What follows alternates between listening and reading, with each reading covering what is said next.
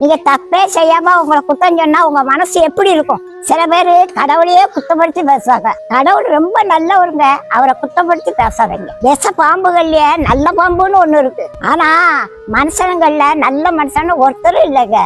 சும்மா கிடக்குற முள்ளு மேல போய் இவனே காலை வைப்பான். முள்ளு குத்துன உடனே முள்ளு குத்திட்டுன்னு முள்ளு மேலேயே பழிய போடுவான்.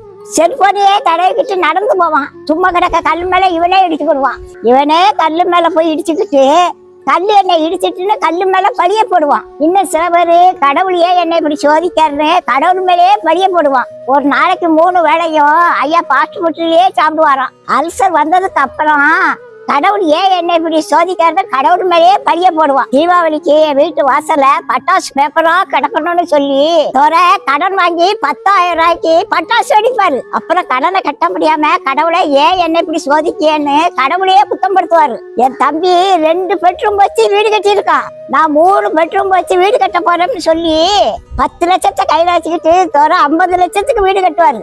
அப்புறம் அந்த 3 பெட்ரூம்லயே எந்த பெட்ரூம்ல பார்த்தாலும் துறைக்கு தூக்கம் வராது. கடைசியில வீட்டை விட்டு கடன் அடைப்போம்னு வீட்டை விற்பாரு. இப்ப வீடும் போச்சு, கடன் அடையல.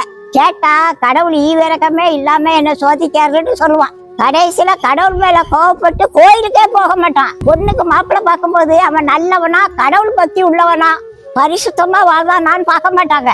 அவன் வச்சிருக்க வண்டியை பார்த்துட்டு பொண்ணை கொடுத்துருவாங்க. அப்புறம் பொண்ணு கண்ணை கசக்கிட்டு 3 மாசத்துல தாய் வீட்டுக்கு வந்துருவான்.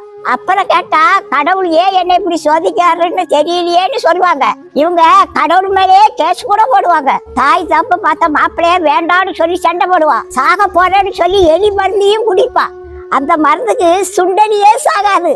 கடைசியில காதலிச்சவங்க கூட போயிடுவான். கெட்டின புடவையோட வந்தா போதும், நான் உன்னை வாழ வைப்பேன்னு சொல்லியிருப்பான். இந்த அப்பாவையும் அவனை நம்பி போயிருப்பான். அவன் இவன் நகை நட்டெல்லாம் விட்டு குடிச்சு கும்மாளம் போடுவான். அதுக்கப்புறம் தான் தெரியும் நான் அவருக்கு 3வது பொண்டாட்டின்னு தெரியும். கடைசியில கண்ணீரும் கம்பளியுமா தாய் வீட்டுக்கு வருவான். கேட்டா கடவுளே என்ன சோதிக்காருன்னு கடவுளையே குத்தப்படுத்துவா. கடவுளுக்கு வேற வேலை இல்லையா? உங்களை சோதிக்கதான் கடவுளோட வேலையா? அவருக்கு நிறைய வேலை இருக்குங்க. சூரியனை சந்திரனை சரியா கையாளணும். விவசாயம் பண்றவங்களுக்கு முன்மாரியும் பின்மாரியும் பெய்ய வைக்கணும்.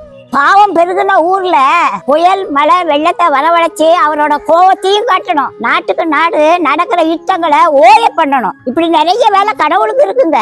கடவுள் உங்களை சோதிக்கிறங்க, சோதிக்கவும் மாட்டாருங்க. எல்லா வேதனைக்கும் சோதனைக்கும் நம்ம தாங்க காரணம். அதாவது வேலையில போற ஓதான பிடிச்சி அதே மாதிரிதாங்க நம்மளும் சோதனையில விழுவோம். கடவுளே அதாவது கர்த்தரு ரொம்ப நல்லவருங்க. அவரோட கிருபை எல்லாருக்கும் என்னாலும் உண்டுங்க.